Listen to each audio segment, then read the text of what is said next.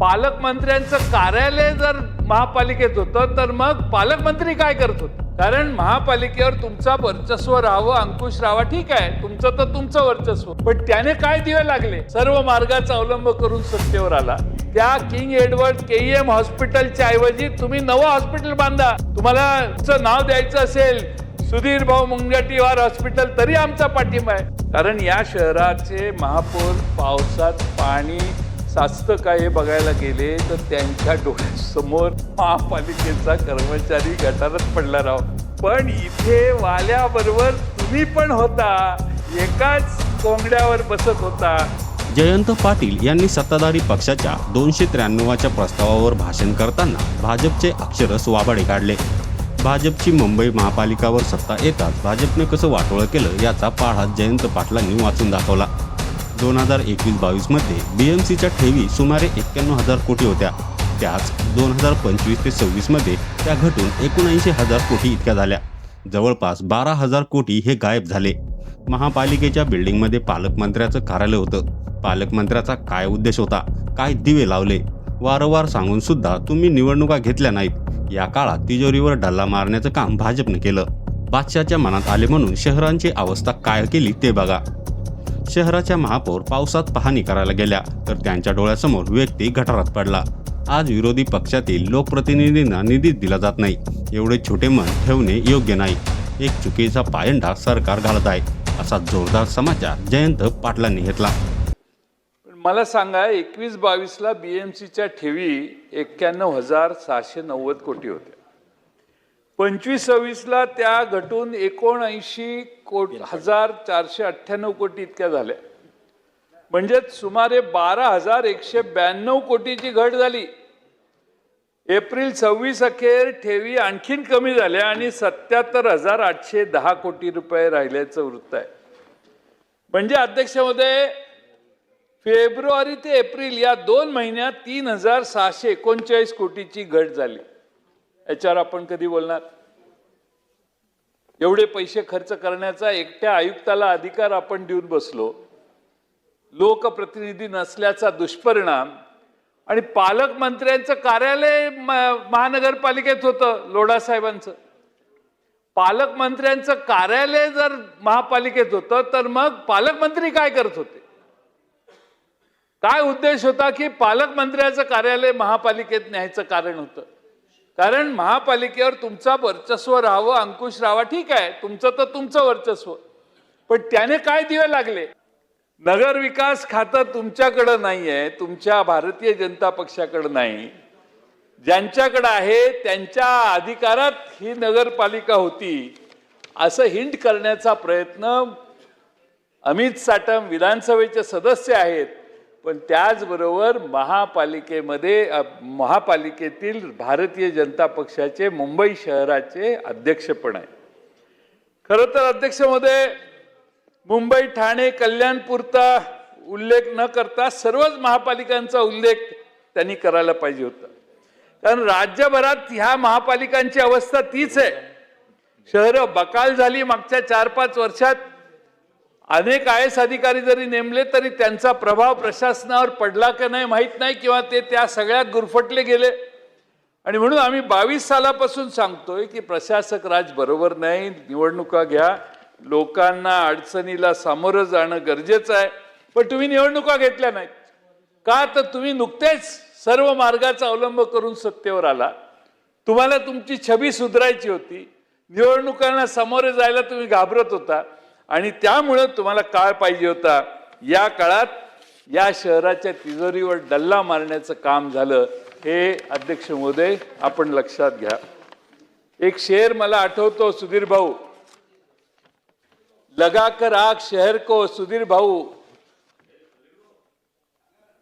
लगाकर आग शहर को, बादशाह ने ये कहा, उठा है दिल में आज, उठा है दिल में आज तमाशे का शौक बहुत, झुका के सर शाह परस्त सब बोल उठे, झुका के सर शाह परस्त सब बोल उठे, हुजूर का शौक सलामत रहे, शहर है और बहुत. अध्यक्ष महोदय, या शहराची अवस्था बादशाहच्या मनात आलं म्हणून काय केलेली आहे ते मी अध्यक्ष महोदय तुम्हाला सांगतो. अध्यक्ष महोदय, यात सांगितलं गेलं की 1000 कोटीचं टेंडर रद्द करण्यात यावे आणि सर्व खरेदी GEM मार्फत करण्यात यावी. अध्यक्ष महोदय, अशी अनेक उदाहरणं आहेत की आपल्या सोयीचा कॉन्ट्रॅक्टर नसेल, लोएस्ट येत, तर परत रिपीट टेंडर काढण्याचा कार्यक्रम आता अलीकडे चालतो. आधी कंडिशन्स अशा घालायच्या की फार कमी कॉम्पिटिशन होईल.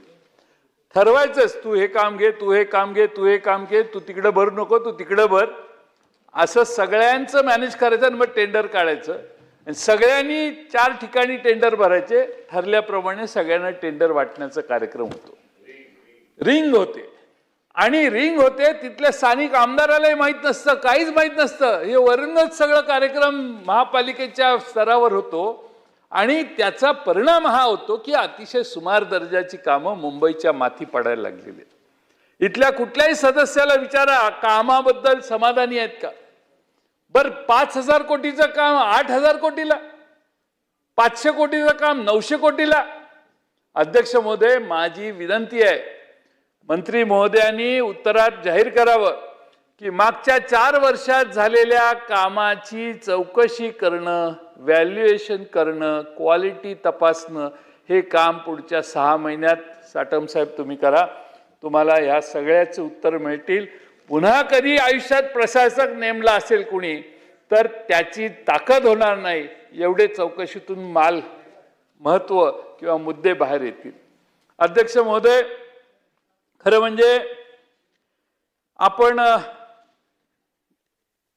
महापालिकेच्या बिल्डिंगमध्ये मी सांगितलं की आता ठराव परवा मी वाचनात आला की सदस्य वाढणार आहेत, ते बसायला महापालिकेचं कार्यालय जरा कम्फर्टेबल नाही म्हणून दुसरीकडं कार्यालय बांधणार आहेत, असं मी ऐकलं. नवीन हॉल कुठंतरी बांधणार आहेत समोरच, आझाद मैदान. अध्यक्ष महोदय, ऐतिहासिक बिल्डिंग, मुंबई महापालिका म्हटल्यावर ती इमारत नजरेसमोर येते. कम्फर्टेबल नसेल तर जरा इकडे तिकडे करून काहीतरी बसायची व्यवस्था नवी करा, पण नवा हॉल बांधायचा, हे काय चाललंय अध्यक्ष महोदय? या महाराष्ट्रात, देशात मुंबई महापालिकेचा आणि व्हिक्टोरिया आपले छत्रपती शिवाजी महाराजांच्या नावाने आपण जे स्टेशन उभं केलेलं आहे, या दोन्ही इमारती या मुंबईची ओळख सांगणार आहेत. तिथनंच महापालिका तुम्ही बाहेर काढायला लागला. म्हणून अध्यक्ष महोदय, माझा नव्या इमारतीला विरोध यासाठी आहे. थोडंसं काहीतरी मार्ग काढा. पाहिलं तर अमित साटम साहेबांना तिकडे घेऊन जावा. अमित साटम साहेब चांगले आर्किटेक्टला बसून सगळे कसे बसतील व्यवस्थित, हे व्यवस्था तुम्हाला सांगतील. अध्यक्ष महोदय, खरं म्हणजे मी एवढीच या ठिकाणी विनंती करेन की 4 वर्षाच्या प्रशासकीय काळाची चौकशी झाली पाहिजे. अध्यक्ष महोदय, कुठंतरी प्रशासक असला तरी चौकशी होऊ शकते, याचा मेसेज सरकारने दिला पाहिजे. आणि अमित साटम यांनी हा प्रस्ताव मांडलाय म्हटल्यावर सरकार याच्यावर फार गंभीर आहे आणि म्हणून या 4 वर्षाची चौकशी करण्याची व्यवस्था ही सरकारने करावी, ही पहिली माझी मागणी. तुमचं काय चाललंय? किंग एडवर्ड मेमोरियल हॉस्पिटलचं नाव बदला. अरे काय नाव बदलाय, काय चाललंय? नाव बदलून काय फरक पडतो? ते किंग एडवर्डच्या सन्मानार्थ बांधलेलं होतं. आज त्या किंग एडवर्ड KEM हॉस्पिटलच्या ऐवजी तुम्ही नवं हॉस्पिटल बांधा. तुम्हाला तुमचं नाव द्यायचं असेल सुधीर भाऊ मुनगंटीवार हॉस्पिटल, तरी आमचा पाठिंबा आहे, पण तुम्ही उभं करा ना. मागच्यानी उभं केलेल्या गोष्टीचं नाव तुम्ही बदलून तुमचं नाव द्यायची.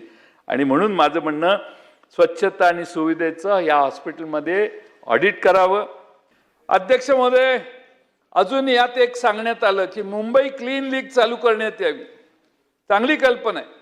इव्हेंट पण चांगला होईल, चांगले फोटो छापले जातील. प्रत्यक्षात काय होईल की नाही मला शंका आहे.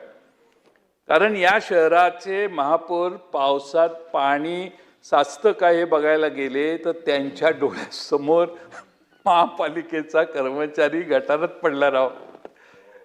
काय परिस्थिती आहे. म्हणजे मी तुम्हाला कोणाला हसतोय किंवा तुमच्यावर टीका करतोय असं नाही,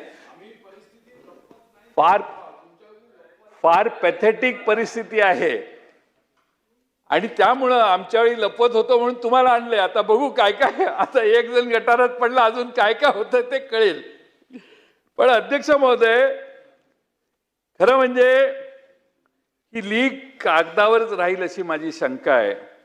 मागे निवडणूक आली, मंत्री आमदार सगळे फोटोशूट करताना, साफसफाई करताना, झाडू घेऊन नाले सफाई करताना दिसले.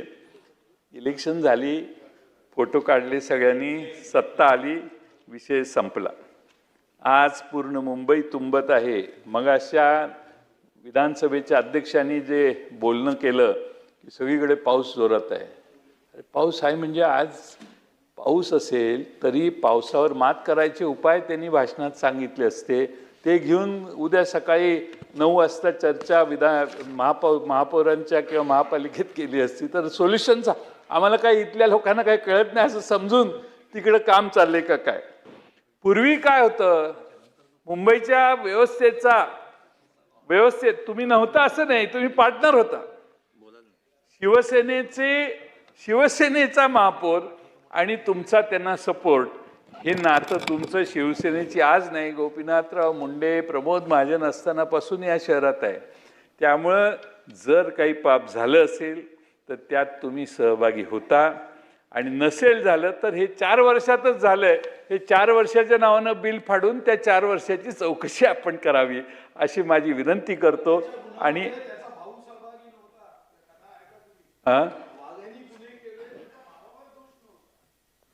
कारण वाल्याबरोबर भाऊ राहत नव्हता, इथे राहत होता तुम्ही. वाल्याचा रामायणात कुठेही उल्लेख नाही, कारण वाल्याला भाऊच नव्हता. पण इथे वाल्याबरोबर तुम्ही पण होता, एकाच कोंगड्यावर बसत होता. त्यामुळे आपका पार्टनरशिप है. मुंबईची वाट लागली असेल तर तुम्ही त्याचे पार्टनर आहात. कोण? नाही, त्यांनी वाल्या काढला, मी आणखीन काहीतरी काढतो. पण माझं म्हणणं की तुम्ही मुंबईची जर वाट लागली असं भारतीय जनता पक्षाचे प्रदेश अध्यक्ष अमित साटम, विधानसभेचे सदस्य यांनी त्यांच्या भावना व्यक्त करताना म्हणलं असेल तर त्या सगळ्यात तुमची पार्टनरशिप होती. नसेल तर 4 वर्षात जे भ्रष्टाचार झाला आणि आपल्या ठेवी कमी झाल्या, हे गंभीर आहे साहेब.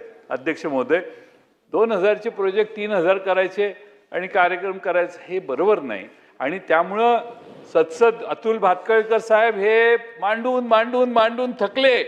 मी आत्ताच मगाशी कोणाला ते सांगत होतं, आता हा रोल पहिला ओपनिंग ते करायचे पहिल्यांदा. आता म्हटलं हे अमित साटमना ओपनिंग बॅट्समन आहेत, त्यामुळे तुम्ही मांडून थकाल. पण तुमची बसलेली लाईन ही पुढे येण्याची शक्यता नाही. कारण हे जेवढ्या जोरात बोलाल तुम्ही तेवढी त्या सगळ्या उद्देश चांगला आहे. अपेक्षाही तुमच्याकडून, तुम्ही तरुण आहात आणि जोरदार आहात, त्यामुळे तुमच्याकडून ह्या सगळ्या अपेक्षा होत्या.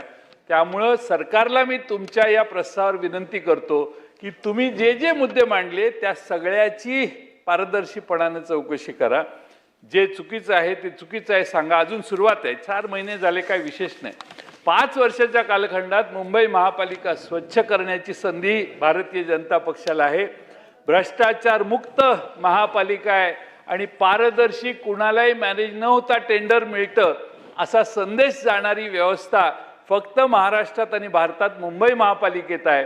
हा नावलौकिक तयार करण्याची संधी ही अमित साटम साहेब तुमच्या नेतृत्वाखाली सत्तेत बसणाऱ्या महापालिकेतल्या पक्षाला आहे. पण हे सगळं होताना तुमचं म्हणणं ऐकायला प्रशासन इथं जागेवर नव्हतं, याचा निषेध करतो. आणि तुमच्या प्रस्तावाला विरोध करण्यासाठी उभा असलो तरी तुमच्या चांगल्या मुद्द्यांना पाठिंबा देऊन मी माझे 2 शब्द संपवतो. या व्हिडिओवर तुमची प्रतिक्रिया कमेंट बॉक्समध्ये नक्की लिहा आणि व्हायरल मराठी चॅनलला सबस्क्राईब केले नसेल तर सबस्क्राईब करायला विसरू नका.